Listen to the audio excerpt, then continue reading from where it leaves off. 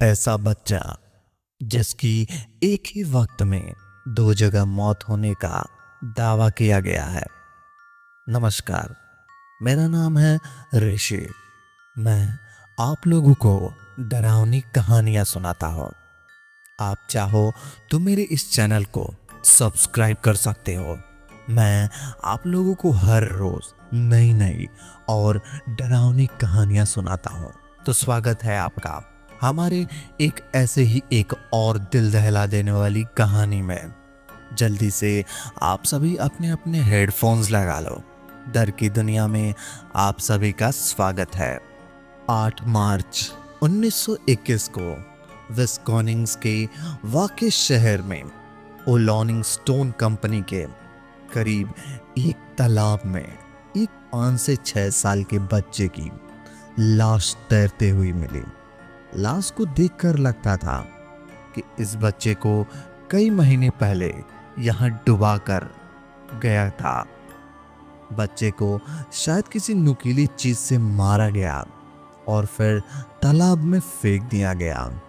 बच्चे के फेफड़े के देखकर ऐसा प्रतीत की थी कि बच्चा किसी समृद्धि परिवार से होगा, लेकिन हैरानी की बात यह थी कि आसपास के किसी पुलिस स्टेशन में बच्चे की गुमशुदा की कोई रिपोर्ट दर्ज नहीं हुई। बच्चे ने ग्रे रंग का स्वेटर सुनहरी निकलकर काले रंग में मोजे, सफेद कमीज और ब्रांडेड जूते पहने हुए थे। उसके बाल कटे हुए थे, आंखें भूरी थीं और नीचे के जबड़े से एक दांत गायब था। ये घटना एक संभ्रांत इलाके की थी, इसलिए पुलिस पर केस की जल्दी हल करने का दबाव था। पुलिस ने बच्चे का पूरा ब्यौरा अखबार में छपवाया और साथ ही बच्चे के बारे में खबर देने वाले $1000 का इनाम की घोषणा की। लेकिन जब कोई एक लाश को लेने नहीं आया तो पुलिस ने उस इलाके के एक शमशान घाट में बच्चे की लाश को दफना दिया। जब जांच पूरी हो गई तो एक औरत ने बच्चे के बारे में जानकारी होने और इनाम के पैसे लेने के लिए दावा किया, लेकिन उसके बातों को पुलिस ने ज्यादा तूल नहीं दिया। इस बीच ओलॉगिन स्टोन कंपनी के एक कर्मचारी ने पुलिस को बताया कि उसने एक रात एक औरत और आदमी को जहां पर बच्चे की लाश मिली थी उसके पास कोई चीज ढूंढते हुए देखा गया था। वो दोनों इस इलाके के नहीं लगते थे। फिर वो दोनों कार में बैठकर चले गए और उस दिन के बाद फिर कभी नहीं दिखे।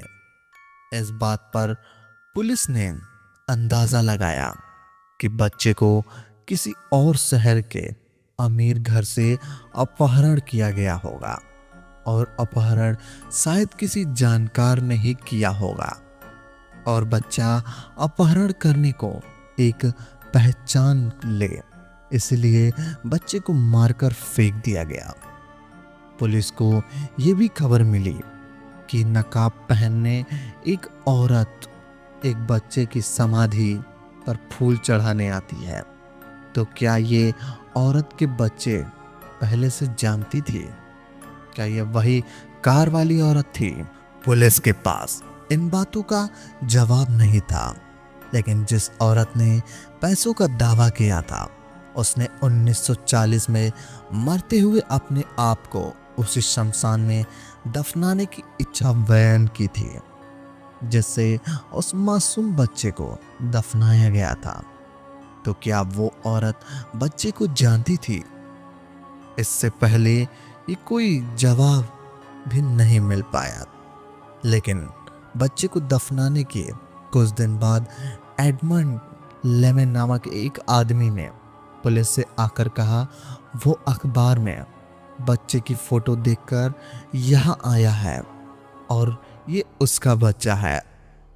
एडमंड लेमे जो अपने उस बच्चे को बाप बताता था, उसने बताया कि उसके बेटे का नाम होमर लेमे था और उसकी मौत विस्निम में डूबने से नहीं बल्कि उत्तरी अमेरिका की एक कार एक्सीडेंट में हुई थी।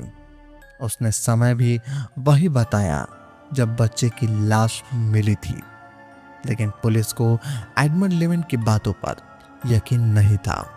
इसलिए एडमंड लेमेन के बेटे होमर लेमेन के तालाब में मिले बच्चे की रिपोर्ट की डॉक्टरी जांच की गई।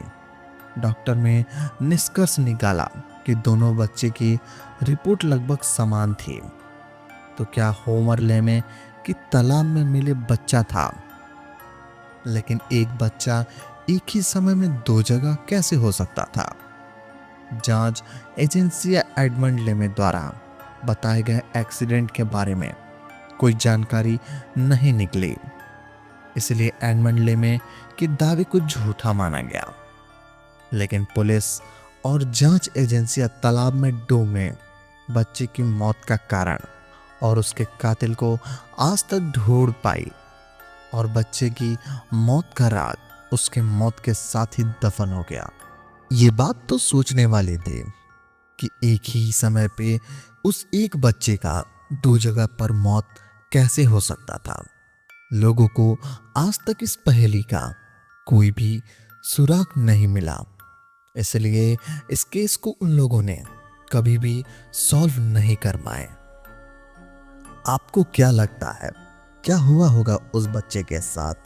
क्या एक ही जगह पर एक बच्चे का दो जगह लाश मिल सकती है? कमेंट में बताएं आपका क्या राय है। मिलते हैं एक और नई कहानी में, तब तक के लिए धन्यवाद। अगर कहानी पसंद आई हो तो वीडियो को लाइक और चैनल को सब्सक्राइब कर दो, ताकि आने वाली कहानियाँ सबसे पहले आप तक पहुँचे। धन्यवाद।